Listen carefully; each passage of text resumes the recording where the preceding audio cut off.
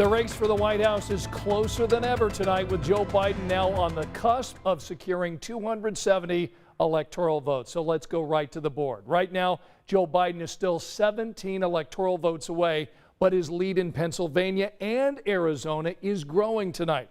He's also leading in Georgia, although the margin there is just a few thousand votes.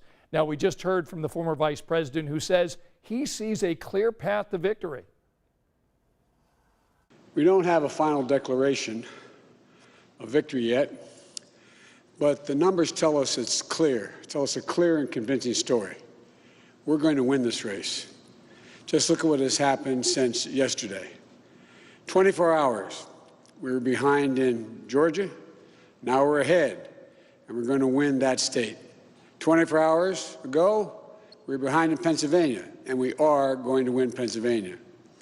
And now we're ahead, but we're winning in Arizona, we're winning in Nevada, and in fact, our lead just doubled in Nevada. We're on track to over 300 electoral votes, electoral college votes. And look at the national numbers. We're going to win this race with a clear majority of the nation behind us. And remember, President Donald Trump cannot win without taking Pennsylvania. But with Biden leading there, the president tweeted this tonight, saying in part, quoting here, "Legal proceedings are just now beginning." Now, we know the president's campaign has filed lawsuits in Nevada, Michigan, Georgia, and Pennsylvania. But lawsuits over ballot counting in Georgia and Michigan were tossed out today because there wasn't any evidence to support them.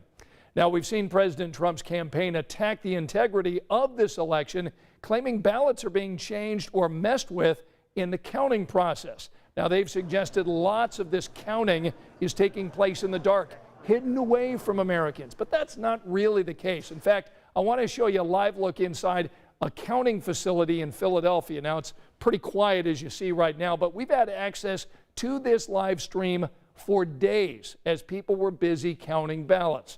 Now, the laws for observing elections are a little bit different depending on where you live. So tonight, our Rich Van Wyk did some digging into a few of the key battleground states. Indiana election laws give reporters, photographers, and political party poll watchers wide access to all phases of the voting process. Early voting, election day voting, and the counting of absentee ballots are all witnessed by members of both political parties. At the polls, each ballot is approved by a Republican and Democrat election worker. Election night, Republican and Democrat workers work in teams to open, inspect, and count each ballot. But the laws vary from state to state. In Arizona, scores of President Trump supporters marched on the Maricopa County Center, claiming the election was being stolen. According to the National Conference of State Legislatures, Arizona law doesn't say whether nonpartisan observers are allowed to watch over voting or ballot counting. Partisan, that's political party observers, are authorized to watch over the processing of absentee ballots. Election officials must provide live video of the counting process. In Georgia, where voters cast more than 1 million absentee ballots, the counting of those ballots is open to the public. In Philadelphia, supporters of both Mr. Trump and former Vice President Joe Biden took to the streets in protest. Under Pennsylvania election law, political party observers are permitted to watch the opening and counting of absentee ballots. The counting of absentee ballots, although painstakingly tedious and slow, is open to public scrutiny. The Verify team has received multiple messages asking us to look into this video. It shows a woman at a table with some papers. The claims say it's evidence of a woman fraudulently filling out ballots at a voting center in Pennsylvania. But what do the facts say? Well, we traced this clip back to a video from Delaware County, Pennsylvania. This is footage of a voting center, but she's not doing anything fraudulent. The Delaware County election staff put out a lengthy explanation in response to these videos. Key points: this clip was taken from a public live stream that the county provides so people can see what's going on.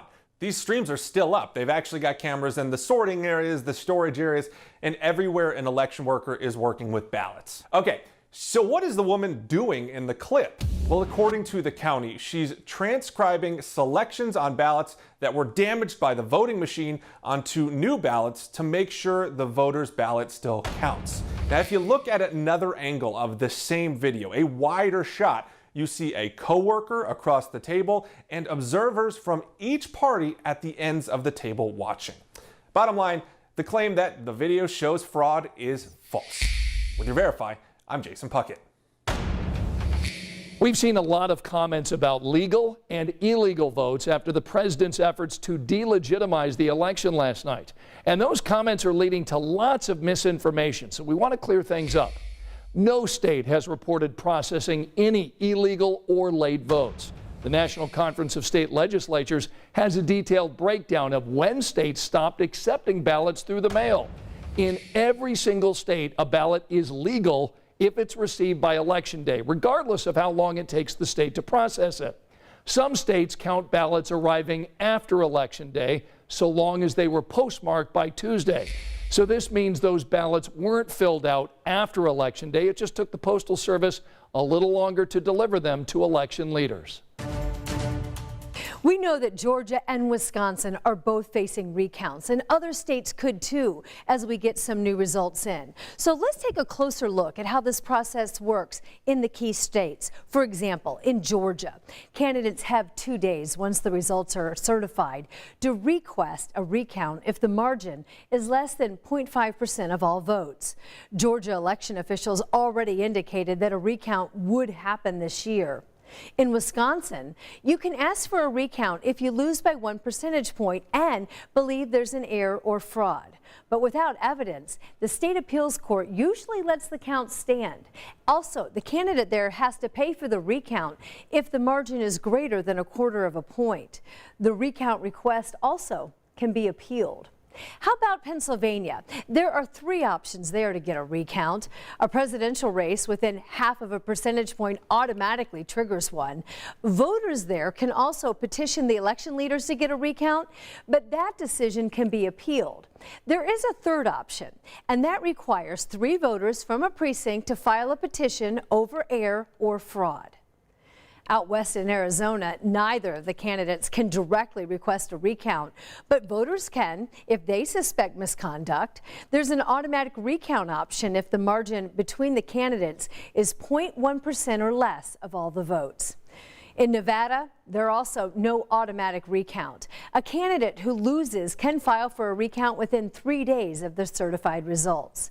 Now keep in mind, the purpose of a recount is not to change the election results. The purpose is to make sure that the first count was accurate in the first place.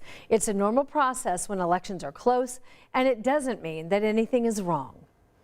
And we're going to keep a close eye on these latest electoral counts, with the remaining battleground states still too close to call on this Friday night. So make sure you have your notifications on your WTHR app turned on tonight. We'll alert you the second the next state is called.